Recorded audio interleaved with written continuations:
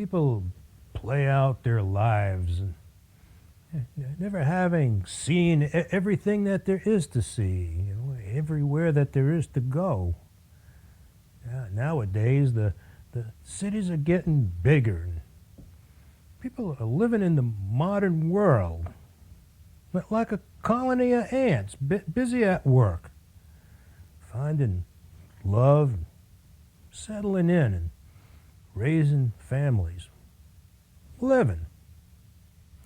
But there's a bigger part of life that's gone since my granddad's youth. Horses, carts, old stove cooking, hard winters and quiet sunny days. In my younger years, after my own father's death, I'd saddle up and I'd ride down to the river. Sunlight glistening on the water, me listening to the sound of the wind in a forest of trees.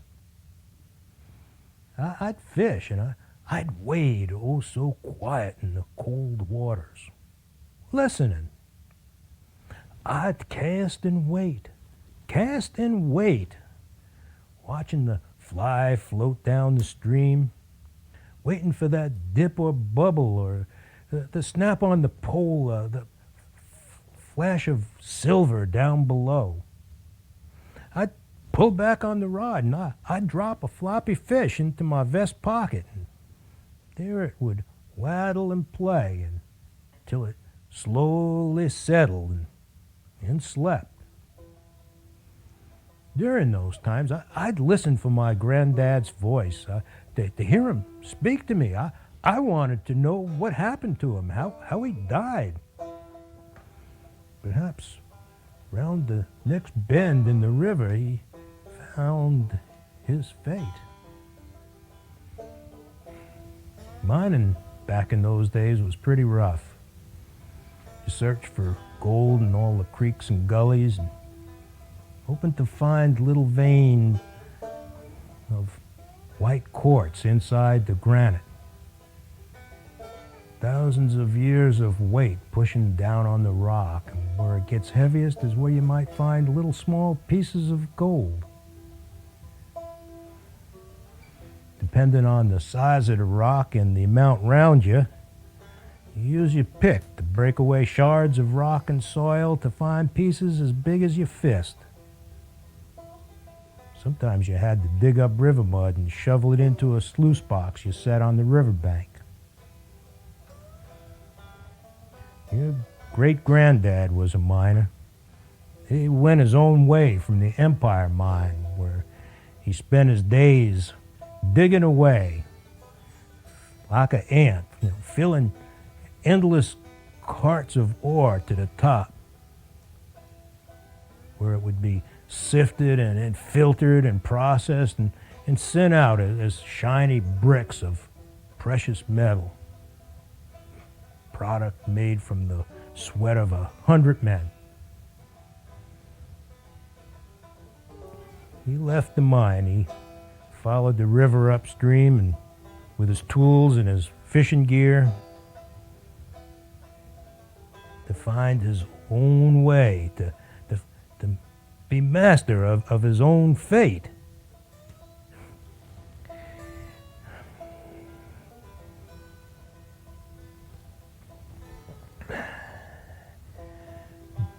People living down in the valley nowadays, they got cheating and robbery and killing, but they got the police, and with the police there comes a bigger government telling everyone how to behave, how to conform.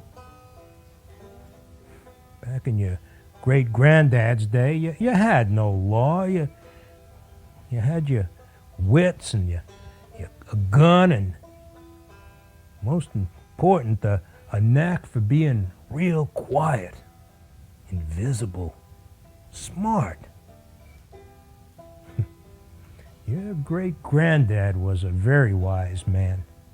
He knew how to be quiet and not be noticed.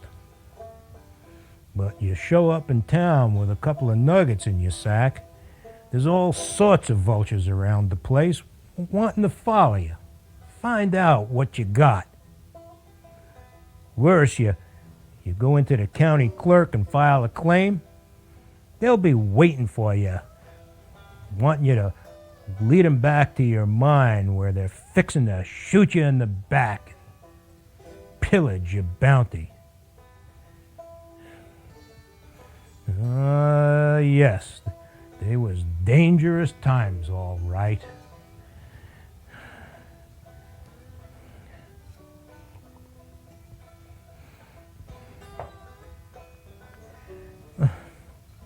They killed him in cold blood. He was a simple man. He had his own passions and his own ideas. Those leeches, those murderers, they got their own. 'Cause they ain't around anymore. They've been gone a long time. But they got theirs. They got their own. And God doesn't forget. Nor do I. Oh.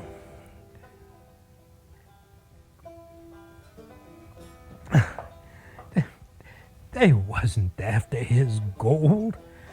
They was after his dreams.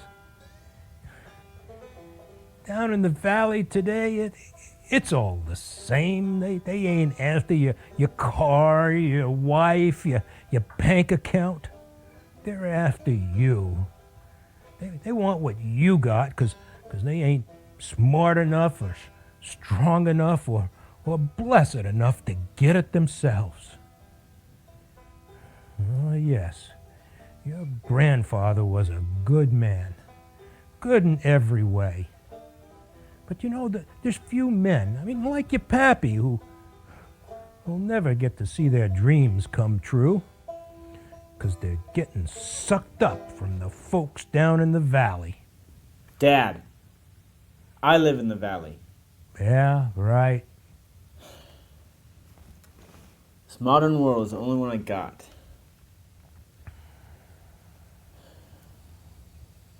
Now I know what you're saying. Seems like I can crawl to my skin sometimes. Driving all around through the town. Stocking every convenience store. I look to the levees. I think to myself, I could do that. Head up to the mountains, live on my own. No. You got a family now. No, you're doing the right thing. You're raising your son, which is a hell of a lot better than I ever got. You raised me. Oh, I ain't talking about that.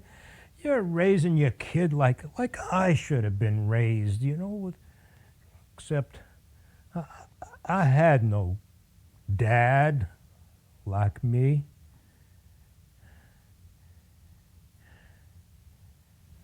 Do you remember him much? I remember just a little. He was a lot like you. Could spend a lifetime out in the mountains and never come back and hunt and fish and live off the land by himself. Hey, where's that piece of paper? My, oh my. It's over there. Over here? No, down there. Over one, down. Yeah, that's it. Give it here. Give it here.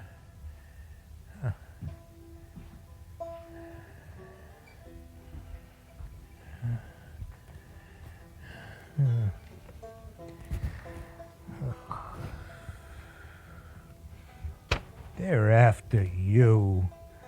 Yeah, son, you don't know what it's like to really hate someone. Nobody ever stole from you the first memories of your life, your body and flesh from where you come. You make like God in the form of yourself as you will become. like living.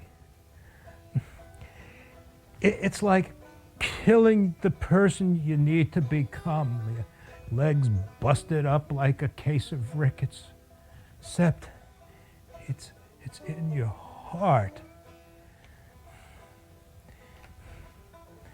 This here claim is your grandfather's right to be the man you are today. Free, with wealth beyond his reckoning, a family, and no burdens to bear. I want to find that place.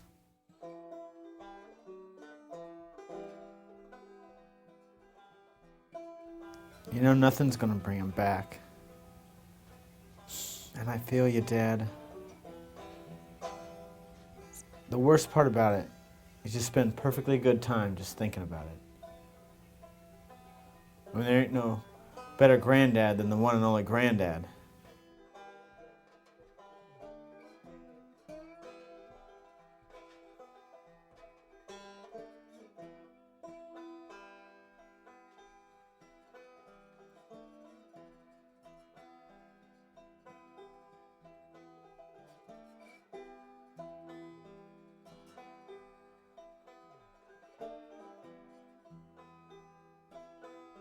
No barbarian could take such a gentle soul as yours, my friend. Sometimes I think you make him up to be yourself, just to be strong. You know, all the heroes are living in the valley now, raising their kids, making a living, selling stuff.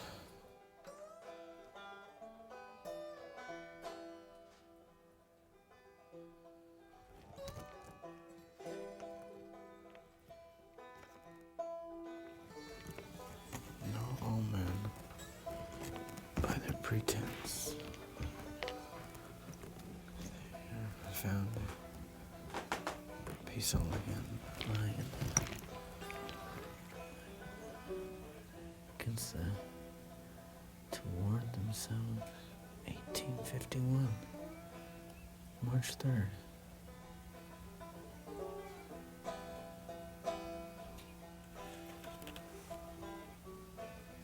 You know, I want to find this place. I don't know if there's gold there. But you want to know, don't you, Pa?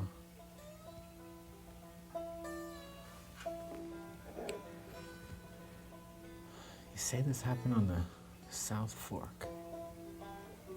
But what if it happened on the North Fork? Or some other river?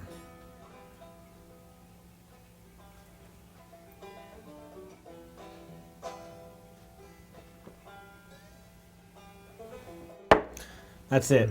I'm gonna go up there again. I'll fish it on Saturday. Hey, can you watch the little guy for us? Wendy's got another meeting. Yeah, we'll make pancakes. There it is. Granddad, are you warm? You want something warmer? Yep. Yeah, that little minx I met down the Delta last 4-H. She's a real go-getter, if you know what I mean.